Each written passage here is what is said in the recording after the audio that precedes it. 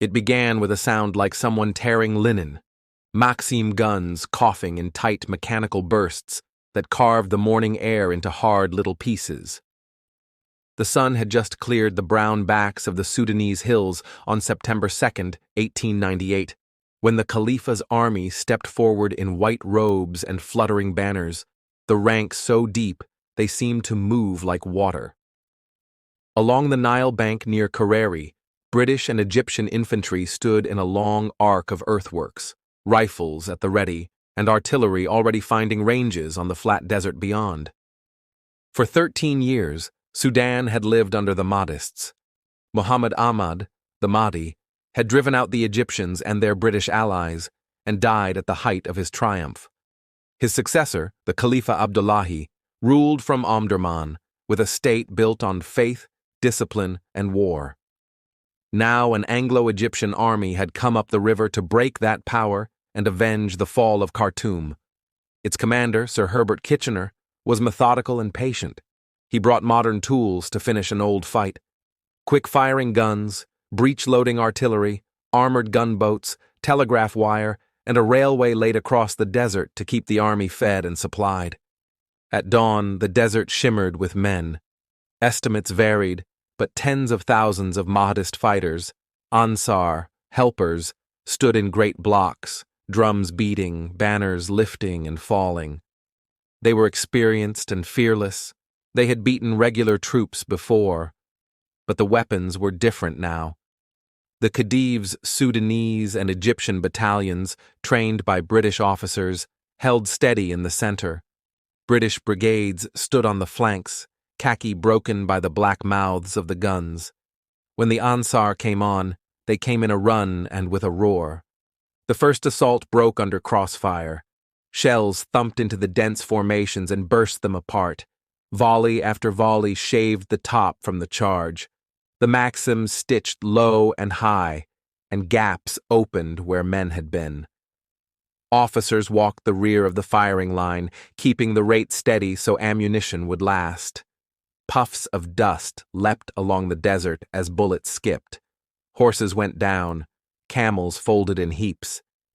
When the smoke blew thin, the ground beyond the zareba was speckled with bodies and spent brass, banners falling one by one. Kitchener did not intend to wait for a second try. He shook the army out from its defensive curve and started forward toward Omdurman, the Khalifa's capital a few miles to the south. Gunboats kept station on the river and threw shells over the infantry. The desert ahead was cross-cut with shallow gullies, khors running like dry veins. Far forward, near the ridge of Surgham, a reserve of Mahdist infantry watched the advance and readied to strike again. Between those two bodies of men rode the 21st Lancers. The regiment was young and hungry for a first battle honor. Their orders were simple: push back skirmishers and clear the way. At a distance, the enemy looked thin, a ragged line of men drifting among scrub. The Lancers formed in 3 troops, sabers out, the brass of their bits flashing in the sun. In their ranks rode a 23-year-old officer detached from the 4th Hussars, already half a journalist in his own mind, Winston Churchill, with a Mauser pistol in his holster where a delicate cavalry sword should have been. What looked like skirmishers was the near lip of a corps, whose far bank hid nearly 2,000 fighters. The first line of Lancers reached the edge, dropped into the cut, and hit a wall, spears, swords, rifles held like clubs. The charge collapsed into tight knots of men and horses. Lancers tried to work long blades and found them useless in that tangle. The lucky ones drew revolvers and fired from the saddle. The less lucky went down under stabbing hands. The second wave, seeing what the first had learned too late, drove through with shorter cuts, wheeling and hacking, grabbing reins and dragging friends up behind them. Some went clean through to the far rim and reformed. Others circled back under fire to haul out the wounded. When it was over, the regiment had done the single thing cavalry is built to do: hit with shock and carry itself through. But the corps was carpeted with its dead and scattered gear. The charge became legend, brilliant, reckless, and nearly pointless. It did not change the day. The main bodies were still closing. The British and Egyptian brigades met the second, larger Mahdist attack near Jebel Surghum. Again, courage met geometry. Tight battle lines, supported by artillery and Maxim-rimmed redans, chewed the assault into fragments. Some Ansar reached the bayonets. A few broke into the ranks of Sudanese battalions before volleys at close range and gunboat shrapnel rolled them back. By midday, the slope beyond the line looked like a plowed field of cloth and bodies. Numbers tell the scale of what followed.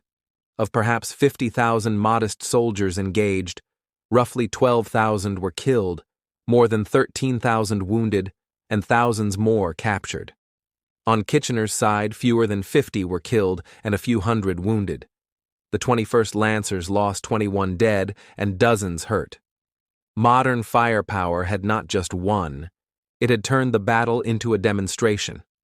Reporters wrote it that way, and so did officers who would spend the rest of their lives explaining what it meant when belts of ammunition and elevation wheels became as decisive as nerve. The route to Omdurman lay open. Kitchener marched past fields of bodies, standards trampled in the dust. The Khalifa's army broke and streamed south. In the afternoon, the victors entered the city. The Mahdi's tomb, grand, symbolic, and hated by those who had come to erase his state, was opened and damaged on Kitchener's orders. He meant the gesture. Empire liked to write endings in stone as well as in blood. Flags went up, photographs were staged, dispatches drafted in tidy hand. Churchill began composing chapters in his head, already turning dust and noise into sentences for a book that would make his name. The battle is often described as the last great British cavalry charge. That sells the larger truth short. Omdurman was about the death of an old kind of war at the hands of a new one. The Lancers showed that men on horseback could still be brave and still be very mortal when they met an unseen gully filled with determined enemies. The main line proved that organized fire, the rhythm of clips and belts, the cool turn of elevation wheels, had become a machine for killing at distances where muscle and glitter no longer mattered. In Sudan, the defeat of the Khalifa's state ended one brutal chapter and opened another under the Anglo-Egyptian condominium. For the men who stood in the line that morning and watched the desert move toward them like weather, the memory stayed simpler. They had seen what happens when a society armed for the 19th century meets the 20th in a single hour.